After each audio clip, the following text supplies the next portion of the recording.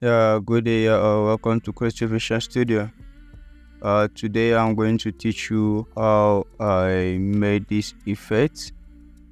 This poster, sorry, how I made this poster in Photoshop.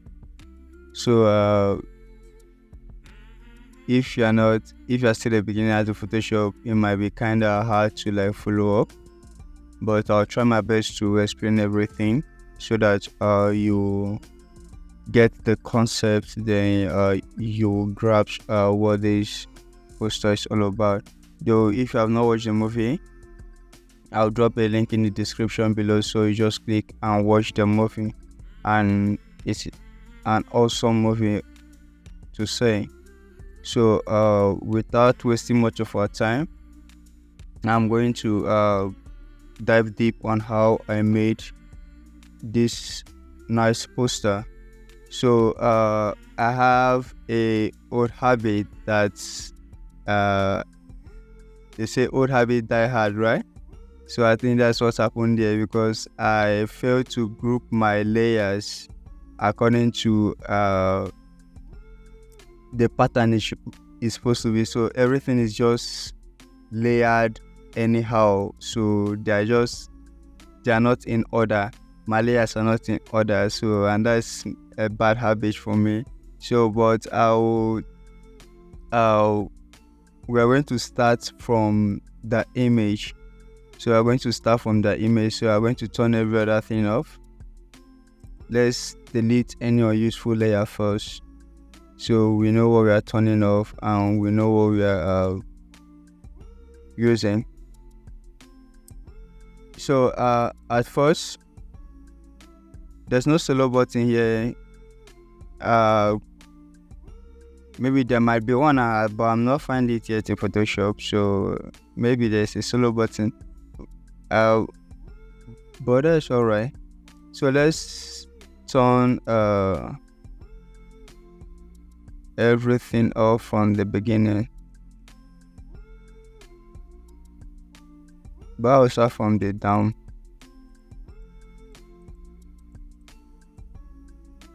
Just like I told you, we're going to delete unuseful layers so that we don't get to complicate things. Start looking for which one is which and which one is. And as you can see, this to do this poster, I have a lot of layers, but it's going to be easy because we are going to dive right through it, and I'm going to explain why they are all in use and which one is going to lead the other. Though when designing a poster like this is hard, to have a layer in order because during the design something have to be layered on another one. So if it is your photo, if it's a particular effect, it will be hard for you to place those layers in order. Okay, it's hard for you to place those layers in order. So there is something I'm going to do. I'm going to right click here, and I'm going to make large thumbnails.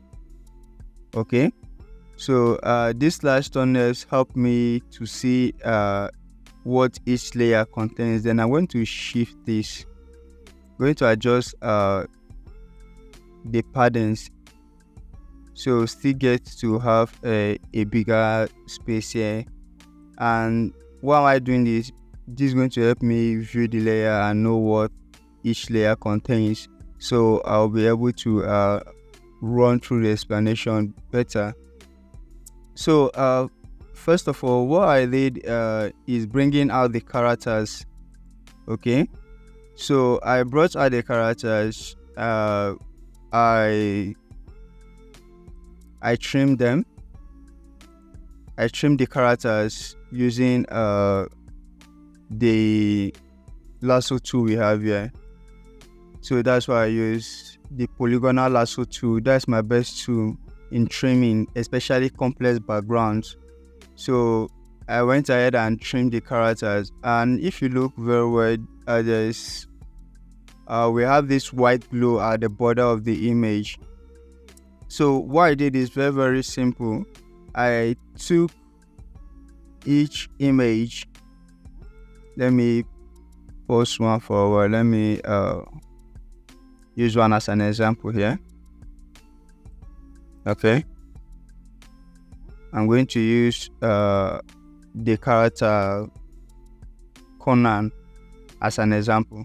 So I took this character Conan, and if I should press Ctrl J, that means to duplicate.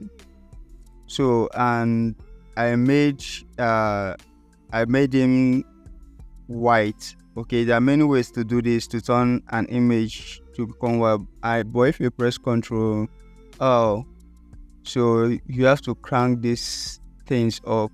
Now he's becoming dark here. Now he's dark, right? So if I should invert it, okay, to another to the other way around, okay, you find out that this character is now white. So now all I have to do is put the main character on top. Then you can use E to have the eraser tool. That's a shortcut to the eraser tool. Then you just have to click the eraser tool here at the toolbar.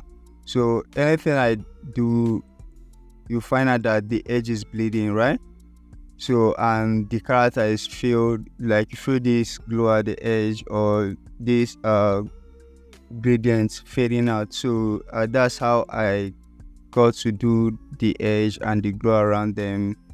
Though I added a glow to the character, okay, so, and I just have to use the brush tool and brush over. So let's undo so that I don't get to distort our image. So I'll just undo to take every other thing out. So after bringing in the characters and having this nice touch of glow on them, the next thing I did is I started working on the background. What would the background look like, and how would this character fit into it? Okay, that is very, very important for you to note. So I started with the background. Mind you, I started trimming these pictures. After trimming them, I left them alone. That is, I got them clean and left them alone. Then I started working on the background immediately. Okay, so this edge of 18 I just showed you is something I did after I'm done with the background. Okay, so that's how I know how the lightning works and how which edge to touch and which edge not to touch, because it's very, very important you understand this. So first of all, let me get the character switched off.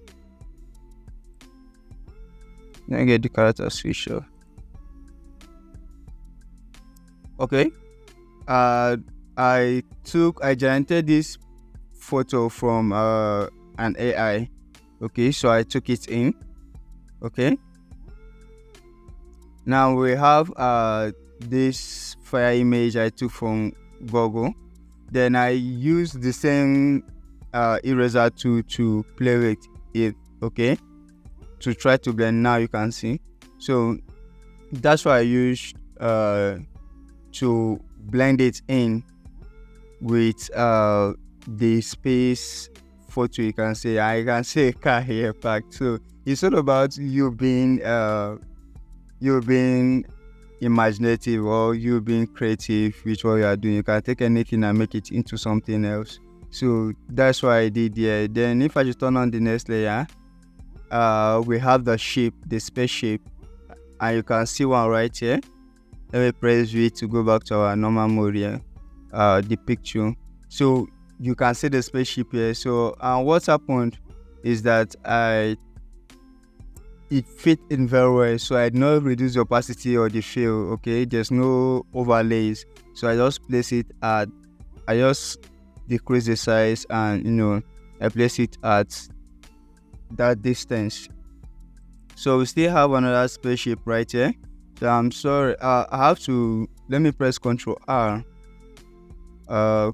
Ctrl Shift H. Okay, it's not working right now. So let me go to my view to this where you will see them show extra. So and you just have to press Ctrl H. So I'm pressing Ctrl Shift H. I have to press Ctrl H, then Ctrl Shift H, I think, to turn it on. Okay, still Ctrl H to turn it on and off. So I'm sorry, I'm used to After Effects code, and I think maybe they are both the same thing. Okay, so this is another spaceship right here. Okay, so just place this one right there in the distance, and I turned on the. Now that's why I say this is random, because another element have to be on top another element to get what you want, because sometimes you are playing with overlays, right? Now for this spaceship I place here, I turned the opacity to 20. Okay, so I'm going to be a little bit fast to save our time. So now we can see the car on fire, right? So I change the overlay to color dodge. Okay, then I place it here, because if I should set this to normal now, you will see this how it is looking. It's not blending. Okay, so then I change it to color dodge, and that is why I use the color dodge here. Now screen is not blending in there, so you have to choose the right overlay for what you want. Okay, so the best one here is the color dodge, and it blends very well. So the next layer here, we have another carbon at the distance. Okay, and this just blend in the way I want. There's no color dodge, there's nothing do. I play with the overlay, but I couldn't find anything sweet enough to use. So we also have another car right here, and we also have another car right here again. So sometimes when you are choosing an image asset to use for your poster, try to choose image asset that will blend, so that you won't waste time working on what you want to blend in with other elements. So you know the concept. Is a concept dark? Is it bright? Is it wherever it is? So whichever image you are generating from AI, or whichever image you are using for your concept, just make sure that you are picking something that will blend with what you have. But if you love the image asset so much that you cannot find out the one you need exactly, then you can just take it and try to blend it in with colors or overlays or any other way you want to blend it in. So we have another spaceship here, here down here. Okay, so I decrease the opacity to 65. Okay, so to make it fit in. Then we have another spaceship here that blends in perfectly, and there is another one. I changed it to color dodge. Okay, so I changed it to color dodge. This is the normal, it's not blending in the way I want. Then I changed it to color dodge, and color dodge is doing a nice work. Now you can see how it blending. It's just as if it is wrapping the layers behind around them. I can see the stars and everything, showing that yeah, this is in the distance. Okay, now we have lasers. I have to add lasers because the point is to show there's a war in space, and this is what the movie is all about. There was a war in other galaxies before the Syndicate decides to come to Earth to take over. So the movie is not just about Earth, also but other galaxy. So though if you watch the movie, we did not show all those places. We just went right into action, and that's why I call it a short sci-fi movie. It's not complete. So but in the complete version, a lot of things happen in space, and there are a lot of conversations that we didn't get to have. So now I have to add another laser, and this one is like a beam. Okay, this one is like a beam, so I have to duplicate it, and make it 2. Now we have a layer, a moon.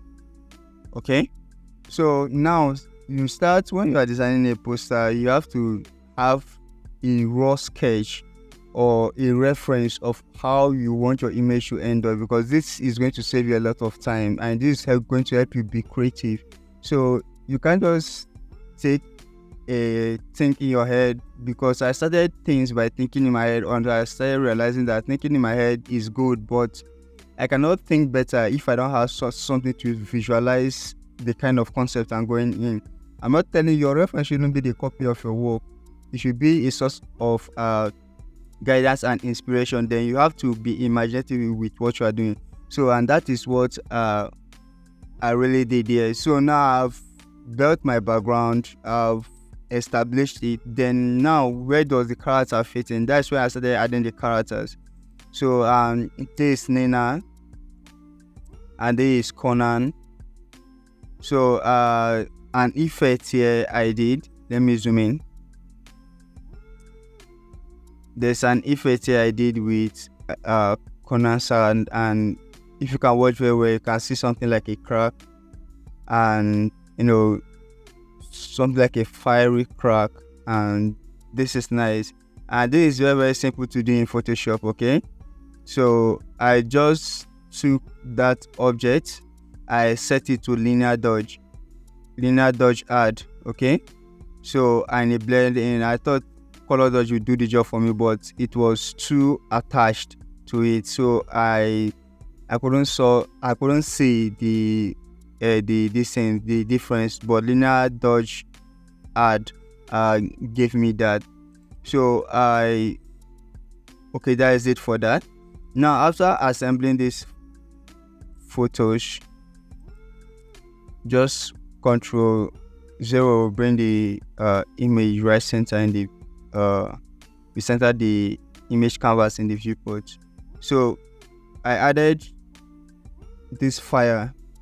Okay, and guess what I use? The tool I use the eraser to start blending it in with the background, as to start blending it in with the sky. Okay, the foreground and the background. So that's what I did. And after that, I added Jason. Okay, and after adding Jason again, I have to say add another explosion layer. Okay, now you can see how all these things start blending with each other, because there is a concept I had in mind, there is a vision I had in mind for this.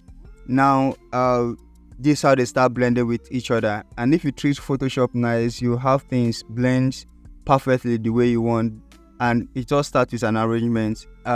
These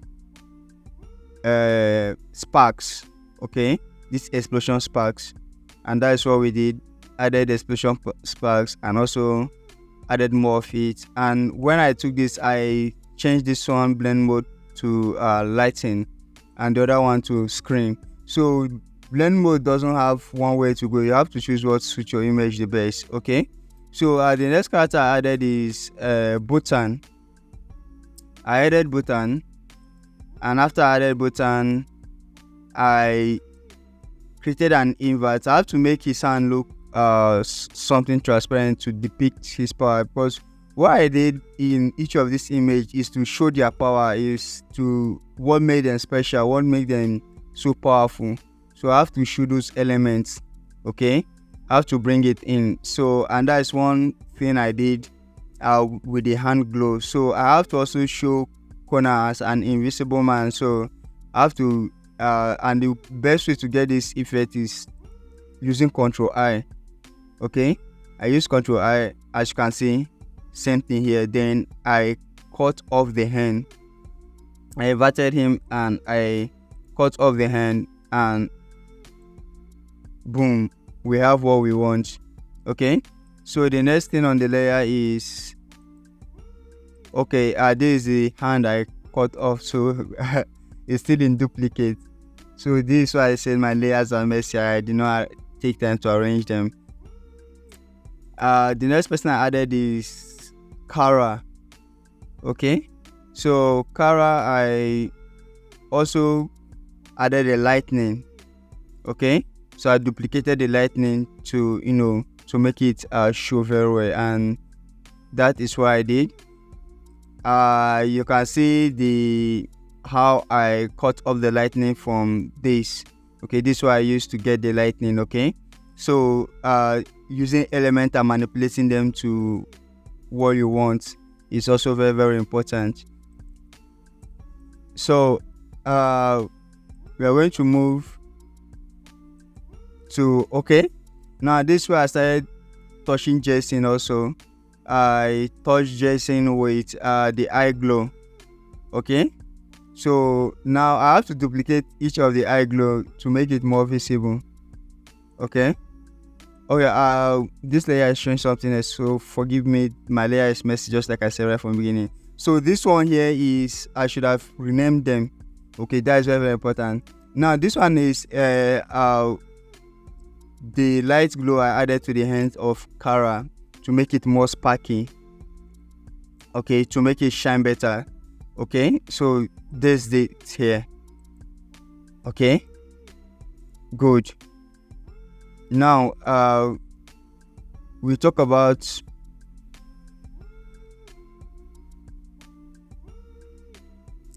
the next layer, which is the second eye glow for Jason right here. Okay, then we added something else for Nina, and that is her fire magic. Okay, so I blended different objects in creating this. There was a special process in creating this. Okay, but I set each object to screen and I added glow to them. Okay, now you can see under the effect, you can see what we have, outer glow. That's what I use outer glow in this to making this look nice. Then I added another layer to make it look cool. Okay, so that is what I did in that aspect. And this layer here, I'm not sure if there's anything in this layer. It's just empty. Okay, but I'll just keep it on in case there's something there. Now you can see how everything is now blending. Okay, now in this process, you can start from up to down, or you can start from down to up. So but in the creation process of this poster, I started from down. Okay, started creating the environment, then start fitting my characters into the environment. Okay, so start giving them a place to belong, and that's what I did. So the next thing right here to do is to have a title, and that is when I brought in this title. Now it's very, very important. Photoshop can create amazing titles, right? So but why would you want to stretch yourself creating amazing titles in Photoshop, whereby AI can generate nice titles for you? Then all you have to do is to manipulate them the way you want, because that's why I did here. Actually, I used AI to create my title, then I have to manipulate them in Photoshop and blend them with my elements, and that was nice. And I have a big large amount of choice of what I want AI to do for me. So, and that's what I did actually. Then let me just bring in the titles. There you can see I'm making some of them black just to add a little bit depth. Okay, just to add a little bit depth to the title, and that is what we did. So that's what I did. So this another element right here, another spark at the bottom of behind the title. So I added that there to also draw attention to the title, and also make it blend with the explosion behind. So it's all about blending. Okay, I can't overemphasize that. It's all about blending. So now I just added these two marks to make it is what you find in many titles. So I just decided to add it, and I made them 3D by using look 3D by using Bevel and Emboss in Photoshop. So it's very, very nice now to manipulate objects also. So we are done. We are almost done with this. Sorry, I never knew this tutorial is going to take up to 25 minutes more. My target was 20 minutes to cover this whole up, but the more you say, the more you want to explain. So just like I say, if you're a beginner, it's going to be hard finding your way around this if you're watching for the first time. But I promise you, if you're a Photoshop expert or a intermediate user, you might also find a lot of things to learn from this. So I started adding credits and statements, and what I did there is type something little, and this is know thy enemy. Okay, know thyself, know thy enemy, and it's a powerful quote from someone. So I added it to the title of this under the title of Clash of Power. Then I also added another one, coming soon, made it a little bit bold. Okay, so if you are going to look at the character, this I use 25.08 pixels or points, so this is the size of it. So and I added credits below. Okay, so I added the name of the director, the name of the producer. I added those who were the cameraman. I added key people that made this movie come to life, and that's why I did at the credit, just giving credit below it. Okay, and after that, what else did I do? I did something simple, and that is by adding, because if you are to now my poster alone, okay, because I had a concept in mind, and if you can look at the edge of my poster, every other thing is pushing your eye towards the middle, which is the character. Yes, these elements at the edge of my poster, they are dark, and if you watch, the middle is bright. So I'm pushing the focus. I've already used my poster design to create a gradient, okay, to create a vignette. So I'm pushing all focus to be at the middle of my poster, which is the main content. But what do I use? I use the elements to create this vignette already. So I still added extra. I added extra vignette, okay, to make sure that they all blend in very well for me. Okay, so this is what you have in mind. What is your focus in your poster design? You have to have in mind what is that you have in mind to focus on in your poster design, and this will help you pass the message easily. So at first glance, people have to see, okay, this is the message first, then they start seeing every other beauty in your poster. So it's very, very important to understand this. And the last thing I did is adding a crisp winter look, and that is from the lookup table, and you can get that here. Okay, you can use the lookup table to do that here. So, and if I should just turn it on, then boom, everything, I use it to blend everything perfectly. Okay, bring up some highlight and some glows using this lookup table. And I brought the opacity to 50, but if I should increase it to 100, you see it's too much. Okay, so you don't have to make things too much, and you don't have to make them low. So you have to strive to make things normal. Okay, so I set the opacity back to 50 to make everything normal. So this is how I created the poster for Clash of Power. So there's a scene missing here. There's something missing here that I can't see right now, but I believe it was maybe, yeah, I deleted a layer. Okay, so I deleted a layer, and that's why this place is empty. Okay, so that's why I said I had a bad habit in arranging my posters, my layers, and maybe this is something I'll consider doing next time in case I want to tell or teach people how I did it, so it will be easy for them to know how to arrange their layers inside also. So thank you for watching. Please watch the movie Clash of Power. Is very, very important. And also, please, I've been releasing more tutorials, okay, on Photoshop, Houdini, Cinema 4D, and many other packages I love, even DaVinci Resolve. So please don't forget to like, share, subscribe, and I'll see you next time in my next video. Bye.